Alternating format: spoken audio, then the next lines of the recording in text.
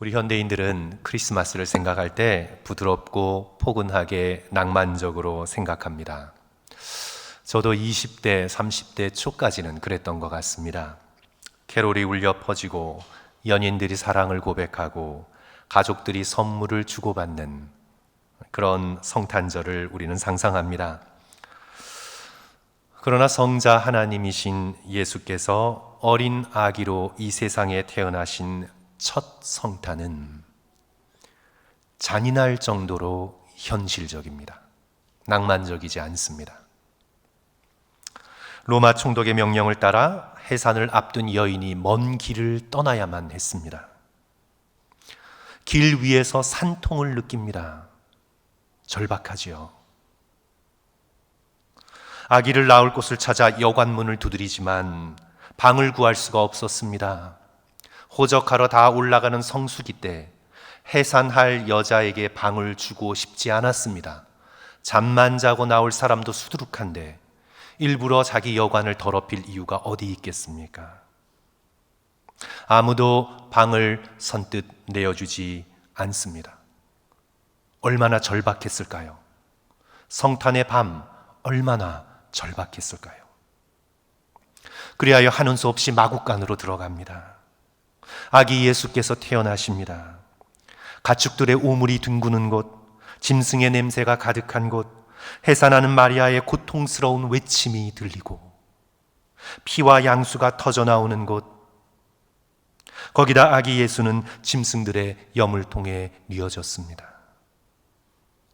첫 성탄절은 낭만적인 모든 요소를 싹 지워버리는 소름 끼칠 정도로 현실적입니다. 고대 로마 시대의 영아 사망률은 30%에서 40%를 육박했습니다. 아기를 낳았어도 낳은 아기가 살아있을 확률은 60%에서 70% 정도였습니다. 오늘날 0.15%에 비하면 엄청나게 높은 영아 사망률입니다.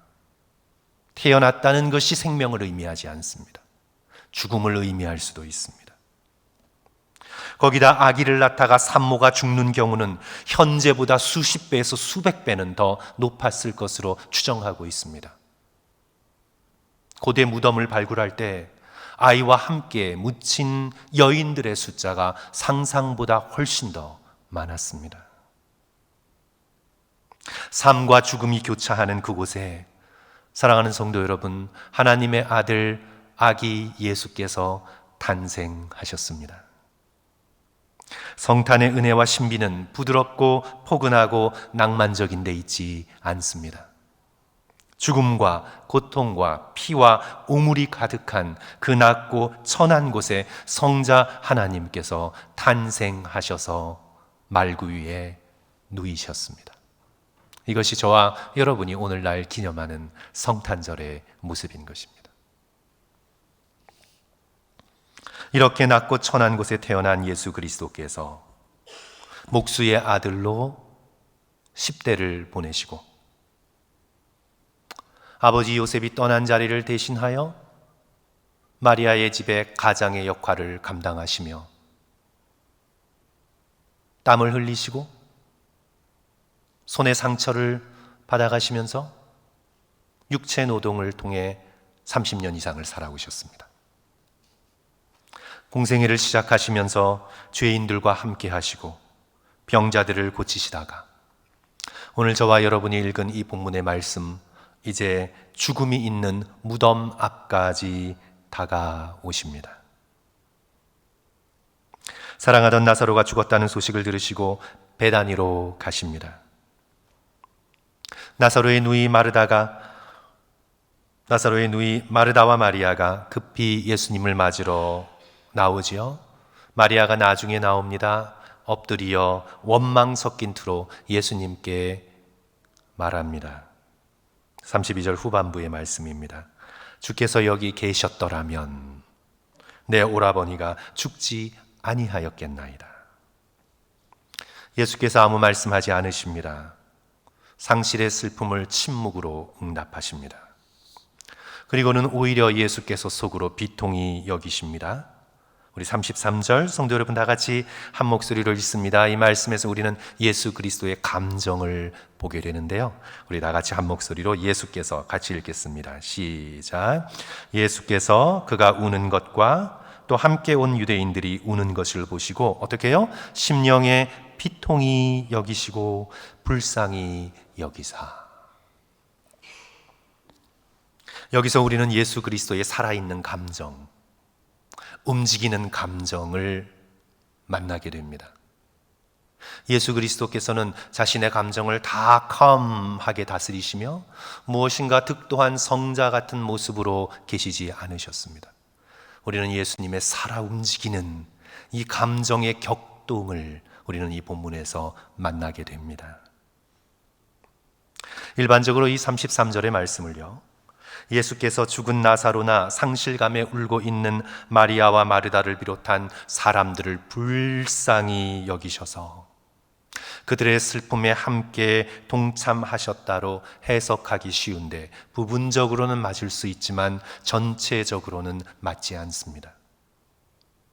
왜냐하면 여기서 우리의 번역의 한계지만 비통이 여기다라 번역된 헬라어 엠브리 마우마이라는 이 단어는요, 슬픔 또는 불쌍히 여기는 마음에 있지 않고 훨씬 더 강한 anger, indignation, outrage, 분노, 진노, 그런 것들을 표현하는 단어이기 때문입니다.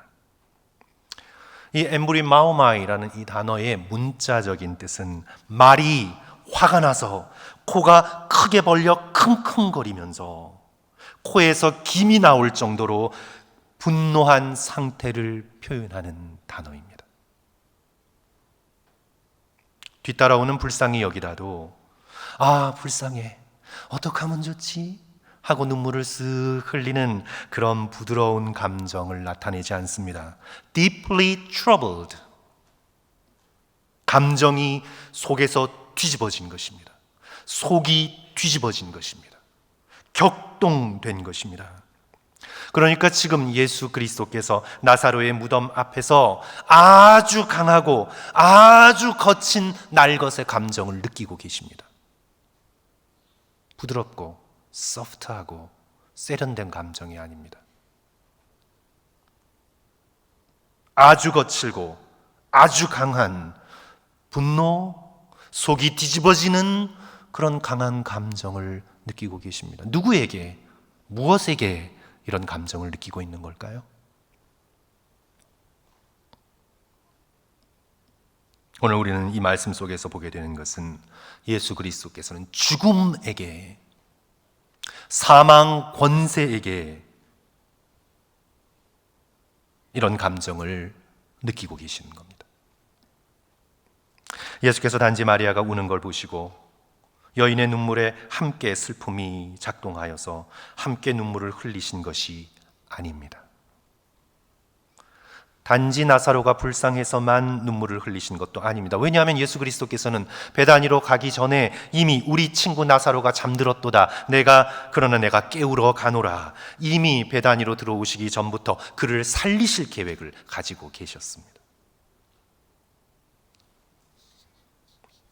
마리아와 사람들의 울음에는 클라이오라는 단어를 썼습니다. 슬피 울다라는 단어가 쓰인 반면 예수님의 눈물에는 이 단어가 쓰이지 않았습니다. 35절 눈물을 흘리시더라, 이것은 다크리오라는 단어가 쓰였는데 이것은 큰 재앙 앞에서 탄식하는 눈물을 의미합니다. 지금 예수 그리스도께서는 생명의 모든 것을 해체하는 죽음을 바라보며 탄식의 눈물을 흘리고 계시는 것입니다. 무덤을 틀어지고 있는 사망 권세를 향해 코가 킁킁거릴 정도의 분노, 마음이 뒤집어질 정도의 진노를, 사망을 향해, 죽음을 향해 느끼고 계시는 것입니다. 한마디로 예수 그리스도께서는 나사로의 무덤 앞에서 죽음의 권세와 싸우고 계시는 것입니다. 그러나 사람들은 자주 그랬듯이 예수님을 오해합니다. 36절 이에 유대인들이 말하되 보라 그를 얼마나 사랑하셨는가. 틀린 말은 아닙니다. 예수님은 나사로와 마리아와 마르다를 정말 사랑하셨습니다. 하지만 예수님의 지금 흘리시는 눈물은 단지 사랑하는 자를 잃은 슬픔과 연민의 눈물이 아닙니다. 사람들이 오해한 것입니다. 또한 사람들은 예수님이 늑장 대응했다고 원망의 톤으로 마리아처럼 예수님께 말을 합니다. 예수님께 대하여 말을 합니다. 37절 그중 어떤 이는 말하되 맹인의 눈을 뜨게 한 이 사람이 그 사람은 죽지 않게 할 수 없었더냐. 이 모든 오해와 불신앙을 뚫고 예수 그리스도께서는 다시 비통히 여기시며 엠브리 마오마이 비통히 여기시며 크게 분노하시며 무덤 앞으로 나아가십니다. 죽음을 대면하십니다. 죽음과 싸움을 벌이십니다. 당시 재력이 있는 유대인들은 돌을 깎아 동굴 같은 것을 만들어 그 속에 시신을 안치했습니다. 돈이 없는 사람들은 제일 간단한 것은 땅 파고 묻는 거예요, 예로부터. 그러나 돈이 있는, 재력이 있는, 그래서 이 사람들을 고용해서 바위를 깎아낼 정도로 재력이 있는 사람들은 돌을 깎아서 바위 동굴 모양으로 만들어 거기에 죽은 사람을 안치하고 큰 돌로 입구를 막는 그런 바위로 깎은 무덤에 안치하는 것을 명예로 여겼고 특권으로 여겼습니다. 그러니까 우리가 이 본문에서 알 수 있는 것, 나사로, 마리아, 마르다는 재력이 있는 집안이었습니다. 39절 예수께서 이르시되 돌을 옮겨 놓으라 하시니 그 죽은 자의 누이 마르다가 이르되 주여 죽은 지가 며칠이 지났습니까? 나흘이 되었음에 어떻게 됩니까? 벌써 냄새가 나나이다. 예수님 이후로 기록된 유대교의 랍비의 문헌에 따르면 사람이 죽은 지 첫 3일 동안은 영혼이 아직 몸 주위로 배회하여서 몸으로 다시 들어가려고 애를 쓰고 있다고 믿었습니다. 그런데 이제 나흘째가 되면 몸이 부패하기 시작하고 부패한 자신의 몸의 냄새를 맡은 영혼이 부패가 시작된 몸에 다시 들어가는 것을 포기한다고 그렇게 기록되어 있습니다. 그래서 마르다의 이 말은 나사로가 완전히 죽었다는 뜻입니다. 죽은 지가 이미 나흘이 되었습니다. 이제 부패하여 냄새가 났습니다. 아무리 많은 병자를 치유하신 예수님이라도 이제는 더는 어찌할 수 없습니다, 주님. 그런 뜻입니다. 차라리 그럴 바에는 조금 더 일찍 오시지요. 죽기 전에 오셔서 좀 치유해 주시지요. 이제 죽은 지 나흘이 지나 냄새 나는데 이제 오셔서 당신은 아무것도 할 수 없습니다. 끝났습니다, 주님. 이에 예수께서 이미 앞에서 한 말씀을 상기시키십니다. 40절 예수께서 이르시되 내 말이 내가 믿으면 하나님의 영광을 보리라 하지 아니하였느냐. 내 말을 내가 믿으면 어떤 말입니까? 이미 마르다에게 하신 25절의 말씀입니다. 나는 부활이요 생명이니 나를 믿는 자는 죽어도 살겠고 나는 부활이요 생명이다. I am the resurrection and the life. 나는 아나스타시스. 나는 부활이요 조의 생명이다. 내가 누군가를 믿어라. 내가 누구인가를 너희들이 믿으면 하나님의 영광을 보게 될 것이라. 예수님 안에 죽고 썩고 냄새나는 모든 것을 살리는 부활의 능력이 있다는 말씀입니다. 사망 권세를 삼켜버리는 생명의 힘이 예수 그리스도 안에 가득하다는 선언입니다. 사랑하는 성도 여러분, 한마디로 성육신의 은혜와 신비는 부활의 생명으로 가득 찬 아기 예수께서 이 사망 권세에 묶여있는 이 세상 한복판에 오신 놀라운 사건입니다. 이제 이 부활이요 생명이신 예수께서 나사로의 무덤 앞에 오셨습니다. 다시 맹렬한 분노와 비통한 마음을 안고 오셨습니다. 이제 그리고는 기도하십니다. 본문에서 가장 중요한 부분입니다. 41절 42절 예수 그리스도께서 기도하시는데요, 우리 다 같이 41절 42절 함께 읽겠습니다. 돌을 옮겨 놓으니, 같이 읽습니다. 시작. 돌을 옮겨 놓으니 예수께서 눈을 들어 우러러 보시고 이르시되 아버지여 내 말을 들으신 것을 감사하나이다. 항상 내 말을 들으시는 줄을 내가 알았나이다. 그러나 이 말씀 하옵는 것은 둘러선 무리를 위함이니 곧 아버지께서 나를 보내신 것을 그들로 믿게 하려 함이니이다. 나사로의 무덤 앞에서 예수 그리스도께서 하신 기도입니다. 기도 응답에 대한 감사의 기도입니다. 아버지여 내 말을 들으시는 것을 감사하나이다. 그리고 이 기도는 하나님 아버지께 올린 기도임과 동시에 사람들이 듣게 하기 위한 기도이기도 합니다.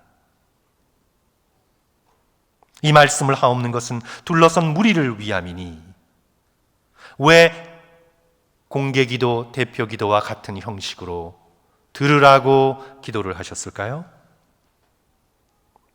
이는 예수 그리스도께서 성부 하나님께서 보낸 독생자이심을, 아버지와 아들 간에만 이루어지는 친밀하고도 놀라운 능력의 기도를 응답하시는 관계임을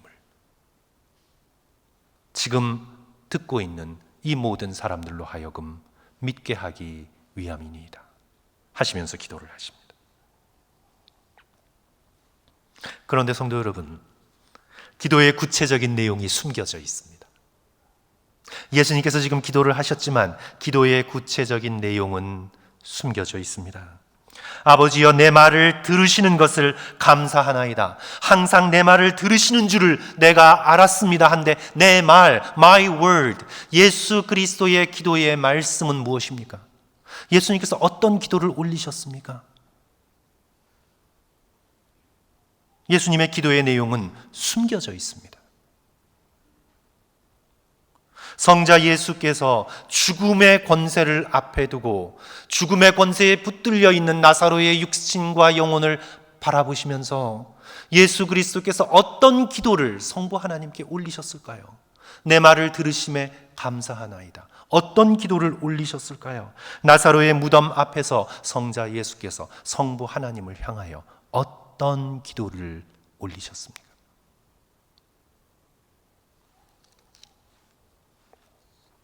오늘 이 본문에 기록되어 있지 않지만 우리는 요한복음 전체를 펼쳐놓고 보고 예수 그리스도께서 이 땅 가운데 임하신 이유와 목적에 대해서 우리가 깨닫기 시작할 때 지금 숨겨져 있지만 우리는 분명히 알 수 있습니다.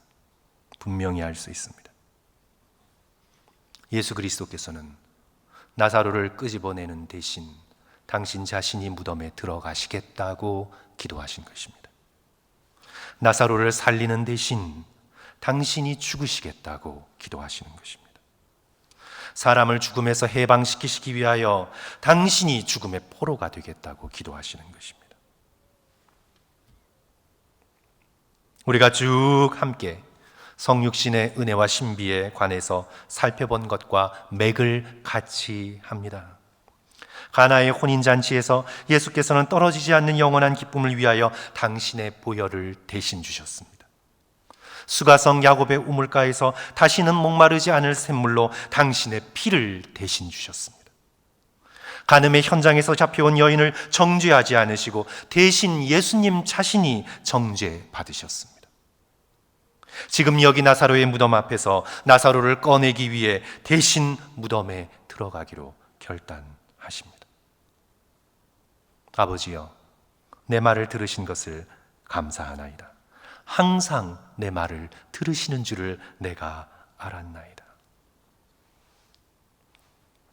이제 우리는 요한복음 11장 35절에 예수께서 눈물을 흘리시더라라는 이 의미를 비로소 제대로 이해하게 되었습니다. 예수님의 눈물, 복음서에 딱 2번 기록되어 있죠. 누가복음에서 예루살렘 성을 바라보시면서 흘리신 눈물, 그리고 나사로의 무덤 앞에서 흘리신 오늘 본문의 눈물. 이제 예수님의 감정, 예수님의 눈물을 우리는 제대로 이해하게 되었습니다. 예수 그리스도께서는 지금 당신 자신의 십자가의 죽음을 내다보며 울고 계시는 것입니다. 히브리서 5장 7절에서 육체에 계실 때에 자기를 죽음에서 능히 구원하실 이에게 심한 통곡과 눈물로 간구와 소원을 올렸다고 기록되어 있는 말씀과 결을 같이 합니다. 죄와 어둠이 털끝만큼도 없으신 순결하신 독생자 예수께서 죄에 싹신 사망의 모든 징계를 우리 대신 견뎌야 하시는 그 슬픔, 태초부터 하나이셨던 성부 하나님과 분리되어 지옥의 고통을 견뎌내셔야 하는 그 슬픔, 어린 양의 슬픔으로 예수 그리스도께서 오늘 나사로의 무덤 앞에서 눈물을 흘리시더라.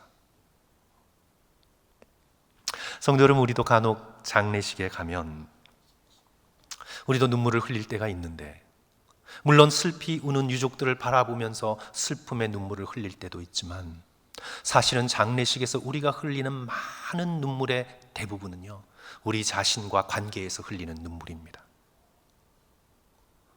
먼저 보낸 부모님 생각에 그 장례식장에서 함께 눈물을 쏟습니다. 아니면 내 자신의 죽음을 예감하며 나의 장례식은 어떨까 하면서 눈물을 흘립니다. 유족들을 바라보면서 내가 나의 장례식 때 내 자녀는 얼마 없어서 홀로 슬피 울고 있을 텐데 얼마나 슬플까. 다른 사람의 슬픔을 빌어서 내 자신을 바라보고 슬픔의 눈물을 흘리게 됩니다. 결혼식에 참석해서도 마찬가지죠. 결혼식에 참석한 젊은 사람들은 어떤 자기의 친구의 결혼식을 바라보면서 나의 결혼을 생각하기도 하고, 또 이미 결혼했던 분들은 그 결혼식에 참여하면서 내가 결혼했을 때는 어땠을까 참석하기도 하고 생각하기도 하고, 예수 그리스도께서도 마찬가지셨습니다. 가나의 혼인잔치에서 예수 그리스도께서는 당신의 결혼, 구속하시기로 작정하신 당신의 영혼들을 함께 하나님께로 이끌어 천국 잔치에 참여하게 되는 어린 양의 결혼을 생각하셨습니다. 그래서 보혈의 사인을 흘려주신 것입니다. 오늘 여기 나사로의 무덤 이 장례식장에서 예수 그리스도께서는 당신의 장례식을 생각하고 계십니다.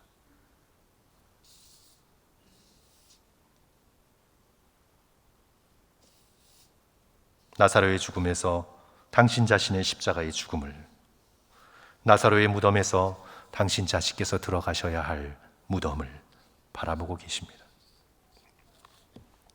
이렇게 감사 기도를 올린 다음 이제 예수 그리스도께서 이제 본문이 어떻게 기록하고 있습니까? 조그마한 소리가 아니라 예수님께서 어떻게 해요? 큰 소리로 외치십니다. 여기 기록에 43절 이 말씀을 하시고 기도를 하시고 큰 소리로 어떻게 하십니까? 나사로야 나오라. 큰 소리로. 성도 여러분, 우리도 이 본당이 떠나갈 정도로 한번 외쳐보면 어떨까요? 그렇죠? 큰 소리로. 그런데 성도 여러분, 우리는 여기서 이제 무엇을 생각하게 되냐 하면 예수님께서 큰 소리 지르신 적이 거의 없어요.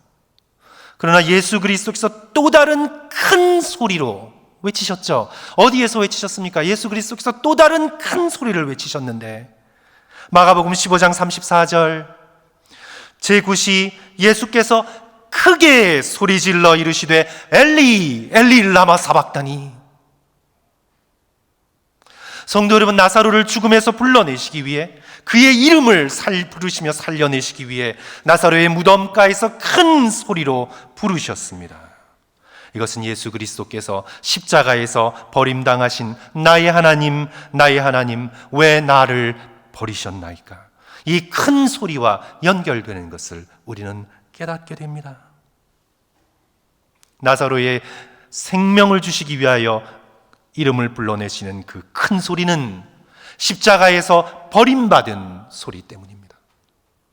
예수 그리스도의 나사로의 무덤가는 예수 그리스도의 십자가의 사건과 죽음의 사건을 예견하고 있는 그런 사건입니다. 오늘 본문 44절, 죽은 자가 수족을 배로 동인 채로 나오는데 자, 그 얼굴은 수건에 쌓였더라. 예수께서 이르시되 풀어놓아 다니게 하라 하시니라. 나사로가 풀려지기 위해 예수님은 무덤에 들어가 배로 동여지셨고, 나사로의 얼굴에 수건이 벗겨지기 위해 예수 그리스도께서는 죽은 자가 되어 수건이 쓰여지셨습니다.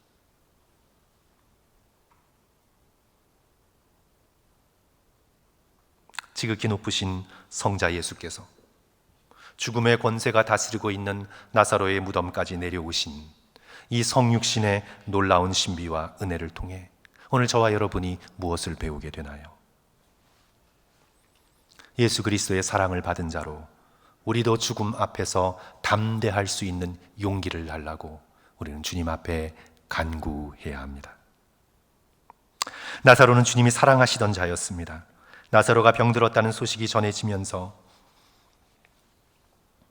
나사로가 병들었다는 소식을 전하면서 예수님께 마르다가 마리아가 이 말을 전하지요. 요한복음 11장 3절, 오늘 본문 읽지 않았지만 앞쪽에 있는데요. 이에 그 누이들이 예수께 사람을 보내어 이르되 주여 보시옵소서, 어떻게 해요? 사랑하시는 자가 병들었나이다. 죽기 전에 빨리 오소서. 사랑하시는 자가 병들었나이다. 5절도 보시면 이렇게 기록합니다. 예수께서 본래 마르다와 그 동생과 나사로를 사랑하시더니. 얼마나 놀라운 특권일까요? 성육신한 하나님의 아들 예수 그리스도를 멀찍이서 보기만 해도 우리는 우리의 삶이 변할 것 같은데, 그러나 이 예수 그리스도의 사랑을 받았던 나사로, 마리아, 마르다, 얼마나 놀라운 특권을 누린 자들입니까? 그러나 성도 여러분, 기억하셔야 합니다. 예수님께서 사랑하심에도 나사로는 죽었습니다. 예수님의 사랑이 이 땅에서의 우리의 죽음을 면제시키지는 않는다는 사실을 보여줍니다. 히브리서 9장 27절, 한 번 죽는 것은 사람에게 정하신 것이요. 누구든 한 번은 죽어야 합니다. 중요한 건 우리가 예수님의 사랑을 확신하며 죽을 것인가, 아니면 예수님의 사랑 없이 죽음을 맞이할 것인가. 예수님의 사랑은 모호하고 뜬구름 잡는 사랑이 아닙니다. 나사로를 살리기 위해 당신 자신이 죽을 수 있는 사랑, 지옥에서 우리를 건져내시기 위하여 십자가를 대신 지시고 지옥을 겪어내신 그 사랑, 바로 골고다 언덕 십자가의 사랑, 그 놀라운 사랑의 확신이 오늘 믿는 사람들로 하여금 죽음을 담대하게 맞을 수 있는 용기를 가져다 줍니다.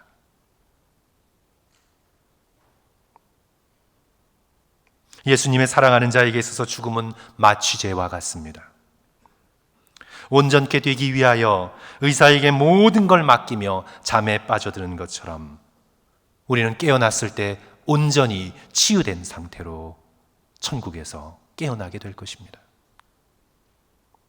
예수님께서도 나사로의 죽음을 잠에 비유하셨습니다. 요한복음 11장 11절, 우리 친구 나사로가 잠들었도다. 그러나 내가 깨우러 가노라.